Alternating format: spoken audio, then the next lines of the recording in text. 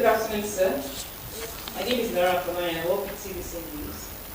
I would like to know, as the parallel market rates have started climbing up again, I would like to know what your comments are on this development. That's number one. Then the inflation rate now at about 14.23%. I'd like to know what measures you're putting in place to address this. Talking about the parallel market, saying that exchange rate is at 480.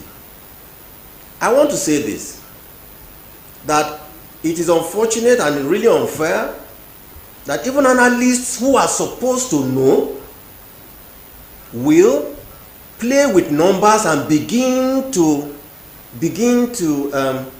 determine the exchange rate of our currency using parallel market rates. For the information of everybody, parallel market, as far as we know it and the data that we have, is a shallow market in Nigeria with no more than 5% of market share. Parallel market, and quote me, is a tainted market in Nigeria where people who desire to deal in illegal foreign exchange transactions, including sourcing of FX cash for purpose of offering bribes, corruption, that is where they deal. And that is where people who are supposed to understand the implication of this on the economic activity on our country begin to go to television and begin to say that our exchange rate is 480. This is very unfortunate that this is the way those who are supposed to know try to bend numbers in this country. Parallel market is a market where people who do not provide documentations to support their transactions deal in. It cannot be a basis to determine the value of our currency. Everybody knows and is accepted that the NFX market, which is predominantly the ironing window, is a market that should be used for determining the exchange of our naira. As far as we are concerned today, the NFX ranges between 380 going to 386, 387, and we have been very open about the market price determination factors in that market. The central bank has no hand in price determination in that market. And in any case, when people say that it should depreciate, the currency should depreciate. Nigeria has depreciated its currency this year by 28%. That is a whooping depreciation compared to depreciation in some countries. India has depreciated by 9% from our records. Indonesia by 4%. South Africa by 9%. Russia by 22%. Nigeria 24%. Brazil by 28%. Turkey 33%. And Argentina by 35%. I do not understand what and how people who are supposed to know will begin to crave further depreciation of the currency. But we are saying, even if the currency is overvalued, shouldn't we go through a stepwise process where the shock can be less felt than where those who are supposed to know how this works begin to create panic in the market by saying that the exchange of Nigeria is 480. It is very unfortunate.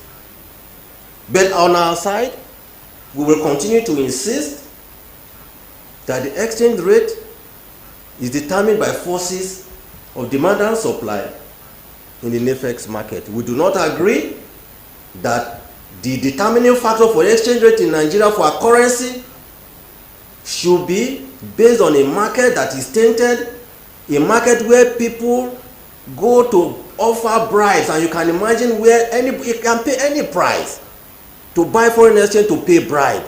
We are not going to be party to that, and we will continue to say this to anybody who cares to listen.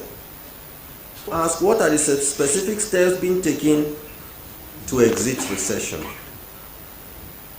Recession or contraction in growth, in output, is what we have seen throughout the entire world as a result not only of drop in commodity prices, but because of the adverse consequences of the health crisis created by COVID-19. In some developed countries, during the first, second, and even the third quarter, we saw some of them even showing double-digit contraction in growth. But in Nigeria, what we've seen, during the second quarter, we saw a minus 6.1% contraction, and I will use pleasantly in third quarter, a reduction in output to 3.6% negative during the third quarter.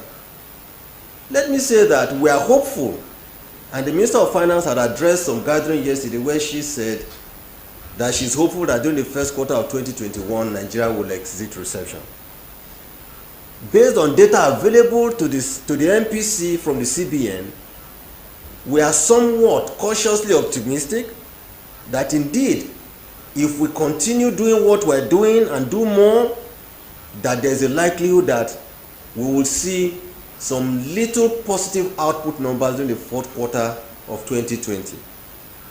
But I can say with some level of certainty as well that we are so certain that during the first quarter of 2021, we will exit the recession. Why? As a result of all the actions taken by the monetary and fiscal authorities, NBS National Bureau of Statistics numbers shows that 18 sectors during the third quarter recorded growth relative to 13 sectors during the second quarter. And this growth were recorded mainly from the agricultural sector, industry, manufacturing. Indeed, we saw even services dropping somewhat slightly. But agriculture coming on very strongly also means that what we can achieve from whatever we're doing to stimulate agriculture and manufacturing will create jobs for our people and also stimulate spending, will increase output, and ultimately lead to a moderation in the level of inflation in our country. He says inflation is at 14.3%. What measures are we putting in place? Well, you've heard everything that we're doing. But at this time, we felt, Monetary Policy Committee felt, yes, there are issues, growth, exchange rate, inflation, because interest rate is somewhat moderated. But we decided Monetary Policy felt that we should be looking more at exiting the recession. So, what do we do to exit the recession is what was the main focus at this. And then to address the inflation side, we said it is better for us to look at attacking inflation from the supply side. Supply side how? Offer low interest rate to people. Offer low interest rate to corporates. Offer low interest rate to small businesses, so they can go to work, so they can employ people. By employing people, we see improvement in manufacturing and industrial output. When there is improvement in industrial and manufacturing output, what you will see is that supply for goods will increase, perhaps surpass demand, so that prices can come down and ultimately impact positively on inflation. That is a strategy monetary policy has decided unanimously to adopt. It's not my position.